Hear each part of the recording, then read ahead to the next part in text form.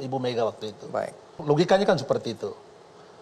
Tapi karena waktu itu saya harus jujur katakan bahwa mungkin Pak Habibie salah menerima informasi. Salahnya karena waktu itu kan di kesepakatan 5B itu mengatakan bahwa banyak pendapat kan menanyakan rakyat Timur Timur mau atau menolak otonomi seluas-luas yang ditawarkan oleh pemerintah Indonesia sebagai solusi penyelesaian masalah Timur Timur. Itu yang disepakati di New York itu. Tapi kemudian waktu itu beliau juga mungkin nggak tahu pikirannya apa begitu. Ada wartawan yang nanya kan, kalau misalnya rakyat Timur Timur menolak otonomi seluas-luasnya, kira-kira bagaimana Bapak Presiden?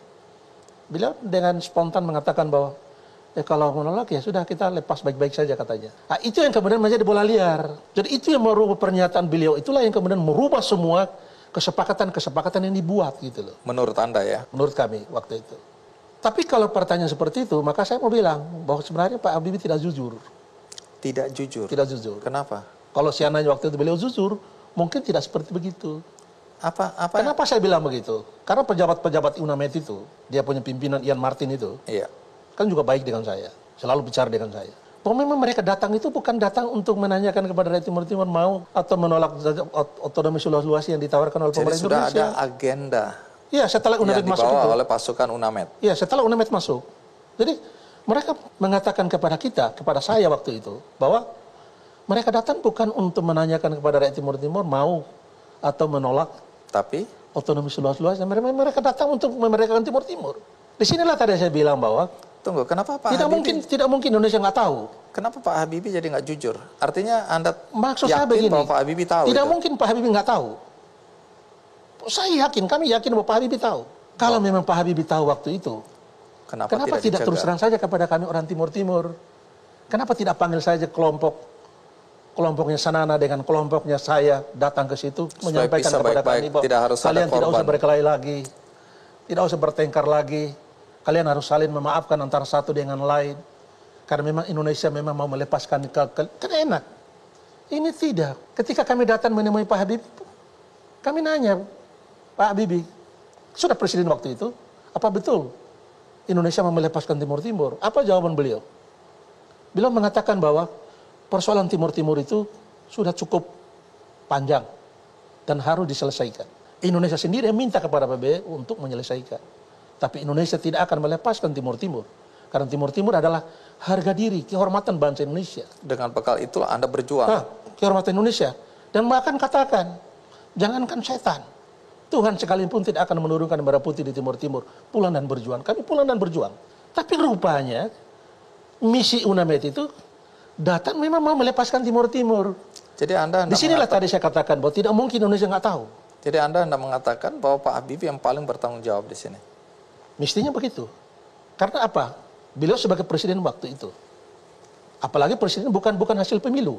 Lalu kemudian pidato kenegaraannya dia kan ditolak sama DPR waktu itu. Kenapa ditolak? Termasuk salah satu persoalan adalah melepaskan Timur Timur itu. Nah, oleh karena itu saya tidak mengatakan bahwa Pak Habibie bersalah. Tapi sebagai presiden waktu itu, mestinya dia tahu bahwa orang PBB datang itu misinya apa. Baik, Nah, itu... Coba kalau waktu itu misalnya Indonesia terbuka kepada kami, ya mungkin juga tidak perlu ada... Nggak harus ada pertumpahan tidak darah. Tidak perlu. Nggak ada harus saling bunuh. Tidak perlu. Ada kejadian-kejadian begitu. Ini secara pahit Republik Indonesia.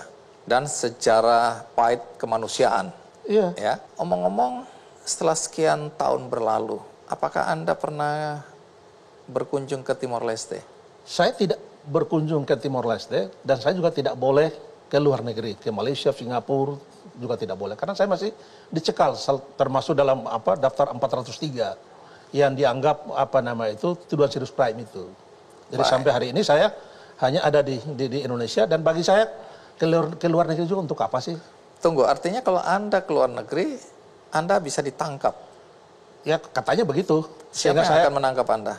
Ya katanya sih kalau misalnya saya ke luar negeri, negara yang bersangkutan itu aparat keamanan yang di negara itu bisa menangkap saya karena kasus kejahatan kemanusiaan, tuduhan serius crime itu. Gitu. Oke, kejahatan kemanusiaan berat, HAM, pelanggaran HAM berat ini ya.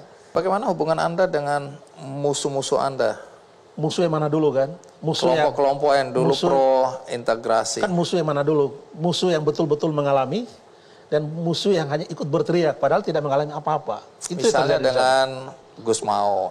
Hubungan saya dengan Sanana baik. Sanana Gus Mau. Cukup bagus, Leret cukup baik. Oke. Luolo baik, dengan pejabat-pejabat baik. Mereka selalu kontak, kami bicara bahwa bagaimanapun bahwa persoalan Timur-Timur itu harus diakhiri dan memang masalah Timur-Timur sudah selesai antara Indonesia dengan Timor Leste sudah selesai. Oleh karena itu hari ini Indonesia dan Timor Leste membangun hubungan kerjasama yang luar biasa yang harus kita dukung. Tidak boleh diganggu hubungan itu. Tapi ingat bahwa persoalan saya dengan Sanana mungkin barangkali belum selesai. Kenapa belum selesai? Karena ada orang dari saya yang korban kehilangan tadi yang dianggap bahwa Sanana adalah orang yang paling bertanggung jawab karena sebagai pimpinan tadi. Padahal saya yakin Sanana nggak mungkin bunuh orang. Saya percaya itu. Nggak mungkin. Jadi artinya Anda ingin menyelesaikan atau? Artinya kan begini. Kita mau damai apa tidak? Kalau mau damai maka siapa mewakili mereka harus berkata jujur. Dan mau meminta maaf seperti rekomendasi KKP yang dibuat oleh Indonesia dan Timor Leste. Oleh karena itu mereka sepakat waktu itu zamannya Pak SBY selaku Presiden Indonesia dan Pak Sanana sepakat di Bali bahwa persoalan antara Indonesia dan Timor Leste itu serahkan kepada dua negara. Itulah yang termasuk di dalam terbentuklah KKP itu.